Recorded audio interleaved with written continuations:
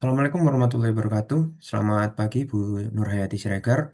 Jadi kami pada hari ini akan melakukan paparan terkait ujian tengah semester genap tahun 2025-2026, metode penelitian akuntansi di kelas AK 604. Jadi paparan kali ini terkait analisis artikel jurnal yang berjudul Analyzing COVID-19's Impact on Palm Oil and Biodiesel Investment Feasibility. Disusun oleh, jadi kami sekelompok beranggotakan 4 orang, yaitu ada Bambang Bintoro, kemudian Dian Hasbiah Putri, saya Hidayat Primadi, dan Maulana Pranama Hasanuddin.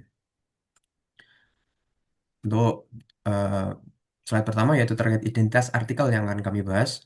Jadi judul artikelnya adalah Analyzing COVID-19's Impact on Palm Oil and Biodiesel Investment Feasibility dengan penulis Stanley Shamtori dan Agus Munandar pada jurnal Aset atau Akuntansi Riset volume 16 issue 2 Desember tahun 2024 halaman 299 sampai 312. Volume 16 nomor 2. Tahun terbitnya yaitu 2024 dengan penerbit Universitas Pendidikan Indonesia dan DOI 10.17509 garis miring Jaset titik V16I2. Jadi pada intinya, jurnal ini tuh membahas dampak pandemi COVID-19 terhadap kelayakan investasi pada industri kelapa sawit dan biodiesel di Indonesia.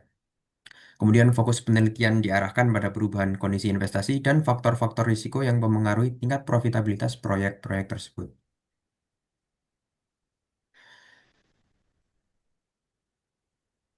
Kemudian ada 5 alasan kelompok kami memilih artikel ini untuk dianalisis. Yang pertama yaitu topik yang aktual.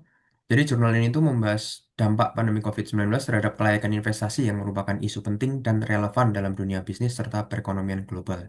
Dan eh, yang kedua yaitu relevan dengan investasi. Jurnal ini meneliti faktor-faktor yang mempengaruhi kelayakan investasi dengan indikator profitabilitas dan risiko proyek. Yang ketiga yaitu relevansi dengan akuntansi manajemen. Jadi jurnal ini itu berkaitan dengan perencanaan, pengendalian biaya, evaluasi investasi, dan pengambilan keputusan manajerial dalam kondisi yang penuh ketidakpastian. Keempat yaitu industri strategis Indonesia. Jadi kelapa sawit dan biodiesel ini merupakan salah satu sektor yang berkontribusi terbesar terhadap pertumbuhan ekonomi dan pengembangan energi nasional. Dan yang kelima yaitu memberikan insight manajemen risiko. Jadi jurnal ini menunjukkan pentingnya identifikasi dan pengelolaan risiko dalam menjaga keberhasilan investasi pada situasi-situasi krisis. Untuk selanjutnya bisa dilanjutkan Pak Bambang. Baik, terima kasih. Kami lanjutkan terkait dengan komponen artikel. Yang pertama adalah variabel independen atau X, yaitu dampak COVID-19 sebagai faktor-faktor resiko investasi, faktor resiko ekonomi, perusahaan, pemegang saham, dan sebagainya. Kemudian untuk variabel dependennya, itu adalah kelayakan investasi proyek yang diukur melalui CAPEK, durasi proyek, ROI, IRR, dan MIRR. Kemudian yang ketiga ada teori yang digunakan. Untuk teorinya menggunakan teori manajemen risiko investasi atau risk management untuk kelayakan investasi. Kemudian pendekatannya ada pendekatan fusi analytical hierarchy proses atau disingkat fusi AHP untuk penilaian risiko proyek. Selanjutnya untuk metode penelitiannya itu metode kuantitatif dengan pendekatan fuzzy AHP untuk menentukan prioritas risiko, sedangkan average study untuk membandingkan kondisi sebelum dan sesudah pandemi COVID-19. Analisis statistiknya menggunakan Wilcoxon-Segnin rank test. Kemudian selanjutnya sampel penelitiannya itu adalah data proyek industri kelapa sawit dan biodiesel di Indonesia yang berada di wilayah Jawa, Sumatera, Kalimantan dengan menggunakan 30 data observasi. Hasil penelitian yaitu adalah meningkatkan capek dari 471 menjadi 80, sekian, memperpanjang durasi proyek, kemudian ROI-nya juga meningkat dan MIRR-nya turun, sehingga seluruh perubahan signifikannya secara statistik 0,00. Kesimpulannya adalah pandemi COVID-19 memberikan dampak signifikan terhadap kelayakan investasi industri kelapa sawit dan biodiesel. Peningkatan biaya investasi dan keterlambatan proyek menyebabkan penurunan efisiensi investasi meskipun ROI-nya tetap meningkat. Penelitian merekomendasikan penerapan manajemen risiko, perencanaan skenario, dan strategi adaptif untuk meningkatkan ketahanan investasi di masa depan. Untuk ringkasan artikelnya, yang pertama adalah artikel ini membahas pengaruh COVID-19 terhadap kelayakan investasi proyek kelapa sawit dan biodiesel di Indonesia. Yang kedua adalah artikel ini menggunakan penelitian pendekatan analisis kuantitatif dengan memanfaatkan metode Bozi AHP. Indikator profitabilitasnya dengan menggunakan variabel CAPEX, project duration, ROI, IRR, dan MIRR. Selanjutnya adalah pandemi meningkatkan biaya investasi dan memperpanjang durasi proyek sehingga efisiensi investasi menurun. Terima kasih. Selanjutnya kami serahkan ke rekan kita. Baik, terima kasih. Selanjutnya saya akan menjelaskan bagian critical review, yaitu kekuatan metodologi, keterbatasan, dan research gap dari artikel ini. Dari sisi metodologi, artikel ini memiliki beberapa kekuatan. Pertama, artikel ini menggunakan metode Fuzzy AHP untuk menentukan faktor risiko yang paling berpengaruh terhadap kelayakan investasi. Metode ini tepat karena penelitian membahas kondisi yang penuh ketidakpastian akibat dari pandemi COVID-19.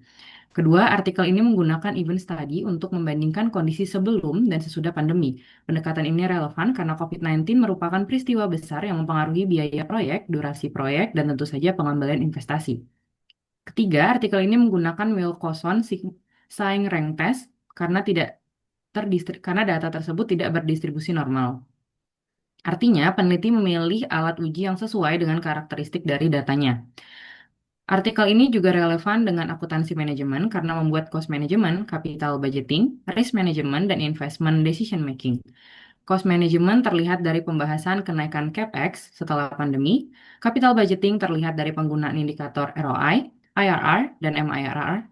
Risiko manajemen terlihat dari analisis faktor risiko proyek, sedangkan investment decision making terlihat dari bagaimana hasil penelitian dapat membantu manajemen menilai apakah suatu investasi masih layak dijalankan. Namun artikel ini juga memiliki beberapa keterbatasan. Next. Artikel ini juga memiliki beberapa keterbatasan. Pertama, objeknya hanya berfokus pada industri kelapa sawit dan biodiesel, sehingga hasilnya belum tentu dapat digeneralisasikan ke sektor lain. Kedua, jumlah datanya relatif terbatas, yaitu 30 data sebelum dan sesudah COVID-19. Ketiga, artikel ini masih berfokus pada pandemi dan belum banyak menguji faktor lain seperti harga CPO, kurs rupiah, inflasi, suku bunga, dan kebijakan biodiesel. Next. Dari keterbatasan tersebut, research gap yang dapat dikembangkan adalah penelitian pasca pandemi dengan variabel yang lebih luas. Misalnya, replikasi dapat dilakukan pada perusahaan sawit yang terdaftar di BEI periode 2020 hingga 2024. Dalam replikasi, regresi data panel dapat digunakan sebagai metode pengembangan. Regresi data panel tidak digunakan dalam artikel asli, tetapi cocok untuk replikasi karena data berasal dari beberapa perusahaan selama beberapa tahun. Dengan metode ini, penelitian dapat menguji secara langsung apakah harga CPO, kurs, dan CapEx berpengaruh terhadap profitabilitas. Jadi artikel ini kuat dari sisi metode, tetapi masih dapat dikembangkan melalui replikasi dengan data terbaru, variabel yang lebih luas, dan metode regresi data panel. Baiklah, sekian dari saya. Selanjutnya dapat dilanjutkan oleh anggota tim lainnya. Baik, selanjutnya di sini saya akan menjelaskan mengenai replikasi dari artikel ini. Di mana judul replikasi yang cocok adalah pengaruh fluktuasi harga CPO, kurs, dan capex terhadap profitabilitas perusahaan perkebunan kelapa sawit di Indonesia periode 2020 sampai 2024. Di mana latar belakangnya karena artikel asli yang meneliti dampak COVID-19 terhadap kelayakan investasi sawit dan biodiesel. Namun setelah pandemi, perusahaan masih tetap akan menghadapi risiko-risiko lainnya seperti fluktuasi harga, perubahan kurs, dan kebutuhan belanja modal. Sehingga penelitian aplikasi ini diarahkan untuk melihat faktor-faktor tersebut yang mempengaruhi profitabilitas perusahaan sawit pada periode pandemi dan pasca pandemi. Di mana rumusan masalahnya terdapat 4. Yang pertama adalah apakah harga CPO berpengaruh terhadap profitabilitas? Apakah kurs rupiah berpengaruh terhadap profitabilitas? Apakah capex berpengaruh terhadap profitabilitas? Dan yang terakhir, apakah terdapat perbedaan profitabilitas antara periode pandemi dan pasca pandemi? Yang tentunya akan menghasilkan beberapa hipotesis berikut ini. Selanjutnya, terdapat 4 hipotesis. Hipotesis pertama adalah harga CPO berpengaruh positif terhadap profitabilitas, kurs rupiah berpengaruh terhadap profitabilitas. Hipotesis 3, capex berpengaruh terhadap profitabilitas, dan hipotesis keempat, terdapat perbedaan profitabilitas antara periode pandemi dan pasca pandemi, yang mana variabel penelitiannya dapat berupa X1-nya harga CPO, X2-nya kurs rupiah terhadap dolar as, X3 capexnya, dan Y-nya itu profitabilitas yang diukur dengan ROE atau ROI. Dengan variabel kontrolnya adalah firm size dan leverage. Selanjutnya,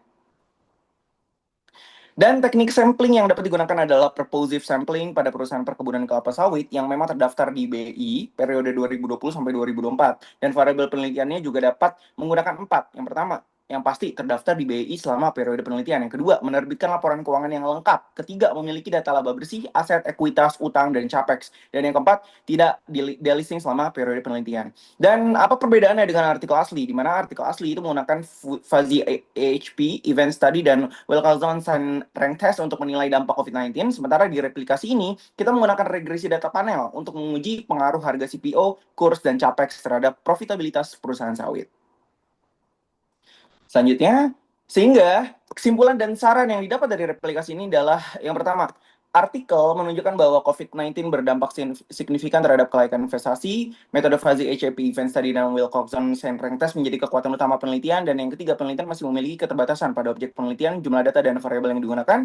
Yang keempat, replikasi diusulkan dengan menambahkan variabel harga CPO, kurs rupiah, dan capex pada perusahaan perkebunan yang terdaftar di BI. Dan saran dari artikel ini adalah yang pertama, memperluas objek penelitian ke sektor dari periode pasca pandemi. Yang kedua, menambahkan variabel ekonomi dan keuangan yang lebih beragam. Yang ketiga, menggunakan data perusahaan publik agar hasil lebih mudah dibandingkan dan digeneralisasikan. Dan yang keempat, memanfaatkan hasil penelitian sebagai pertimbangan dalam pengambilan keputusan investasi dan manajemen resiko. Dan yang selanjutnya, ini adalah yang terakhir, di mana penelitian replikasi diharapkan mampu memberikan pemahaman yang lebih komprehensif mengenai faktor-faktor yang mempengaruhi kelayakan investasi pada industri perkebunan di Indonesia. Sekian dari kelompok kami. Terima kasih. Kurang lebihnya mohon maaf. Wassalamualaikum warahmatullahi wabarakatuh. Waalaikumsalam warahmatullahi wabarakatuh.